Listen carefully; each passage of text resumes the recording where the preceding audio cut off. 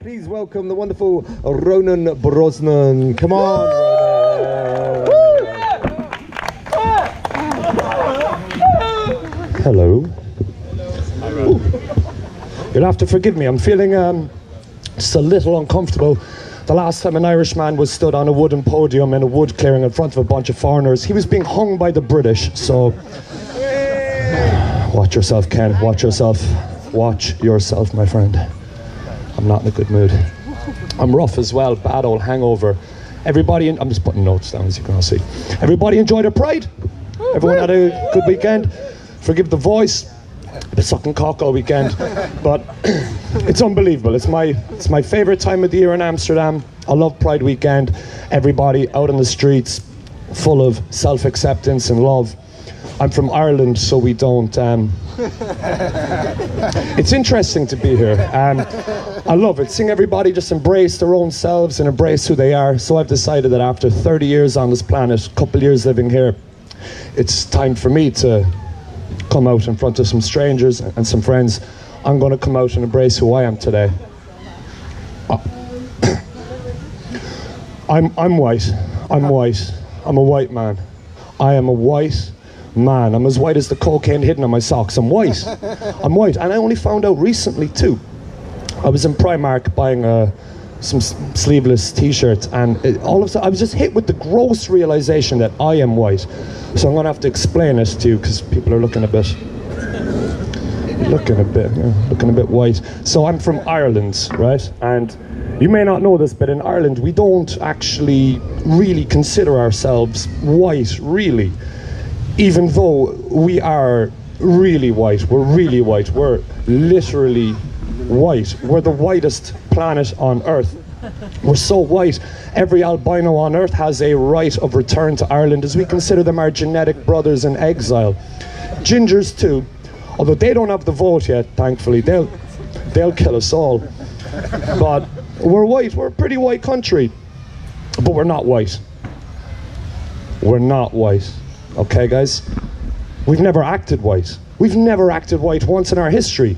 In fact, we've never invaded, attacked, oppressed, enslaved anybody ever. 900 years ago, my very, very, very white ancestors were happy killing and raping each other until one day the white man came, started killing and raping everybody for 800 years. And in 800 years, my very, very, very white ancestors never raised the white flag against the white man. We're pretty white.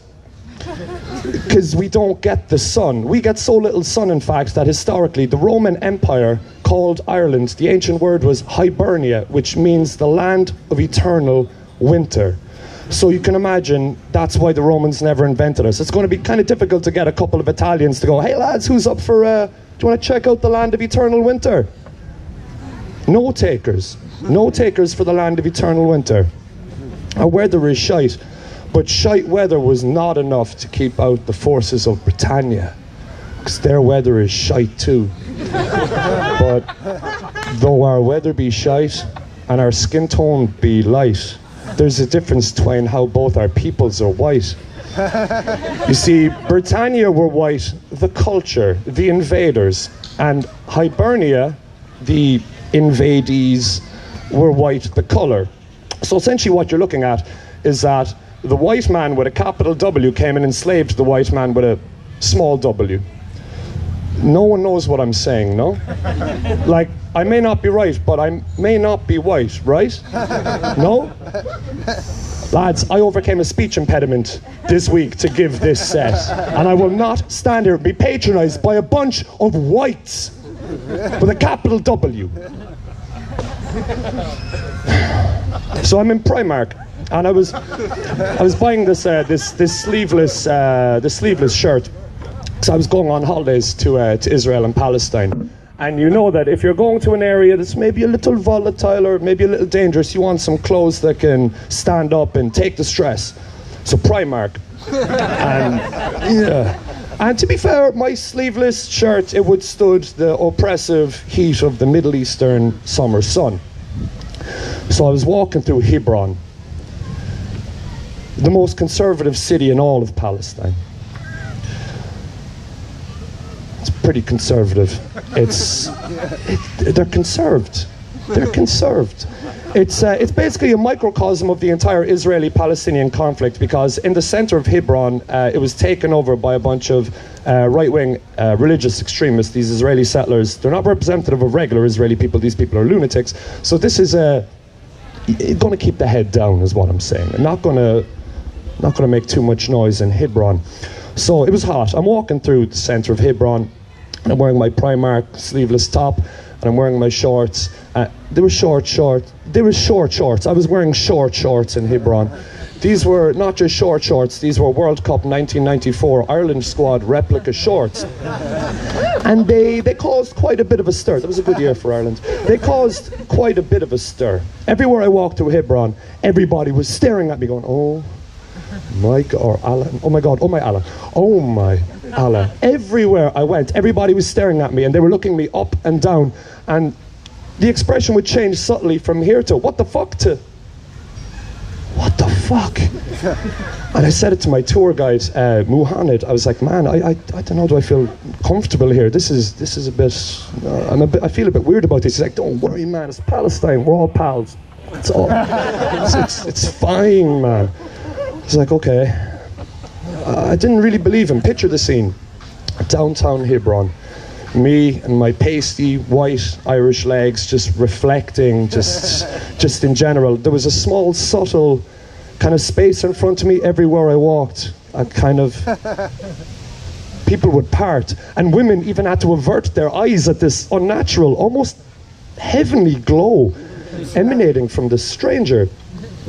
I was uncomfortable.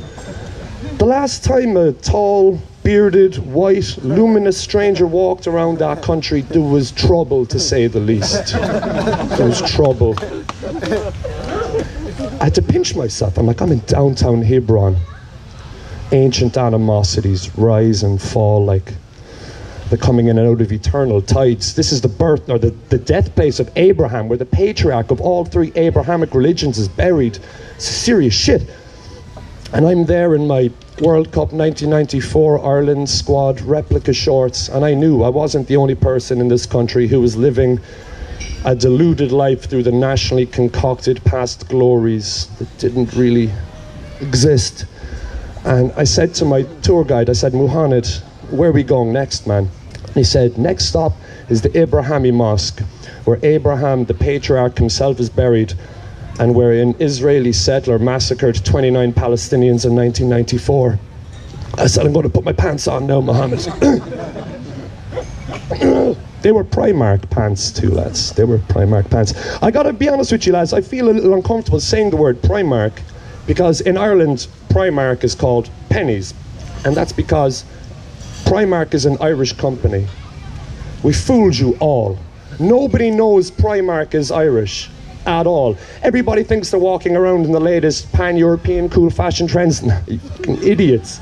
You're wearing Irish clothes designed by Irish people. We are the whitest, worst dressed nation in the continent, and we fooled you all.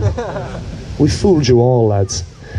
Let's check these notes here. Oh yeah, Primark. How did nobody know Primark was Irish? The shit is just, it's poorly made. Where else could you buy a t-shirt that says Berlin 1985 surfs up? Berlin, of course, being infamous for its very, very poor surfing, you know, being hundreds of miles from the coast. But when I see people wearing Primark clothes, it fills me with a little bit of pride, a little bit of national pride, dare I say it, a little bit of white pride, with a small W, with a small W. I've no time for that capital W pride. It's nasty shit. Small W pride, lads. But strange things happen in Ireland when we see the sun. Very strange things. In 2009, over 10,000 people descended on a small little village called Knock in the west of Ireland, because there was a vicious rumour floating around that Mary, the mother of Jesus, was going to make an appearance. And she has a funny habit of appearing in Knock. So 10,000 of the faithful, they thought that Mary, the mother of God, who apparently has the ability to transcend space and time and apparently all the laws of physics, is going to spend her summer holidays in the land of the eternal winter, with a capital W. 10,000 people stared at the sun for an afternoon waiting for Mary to appear. And she did. Witnesses describe seeing the sun began to dance around in the sky, turn and change lots of colours and begin spinning violently. All signs, of course, of Mary, the Virgin Mother's heavenly love for us all. Trying to explain the sudden and unprecedented rise in blindness in the area, Dr. Eamon O'Donoghue said that seeing the sun spinning around in the sky is not the Virgin Mary appearing. That's called sonar retinopathy. You're going blind. Strange things happen in the sun in Ireland, lads. So we wear the very, very cheap Primark clothes because we know summer ain't going to last that long, and neither will that sleeveless t-shirt.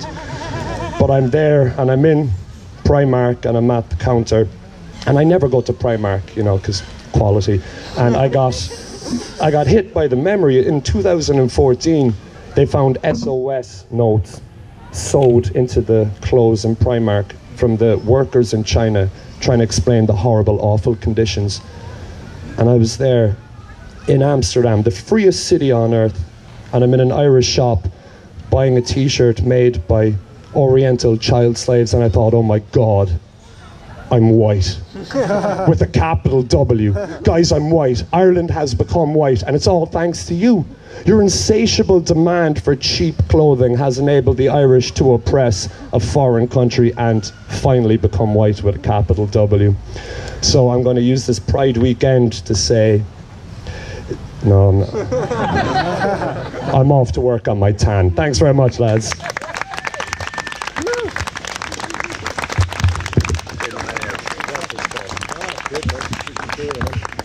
Rona Brosnan!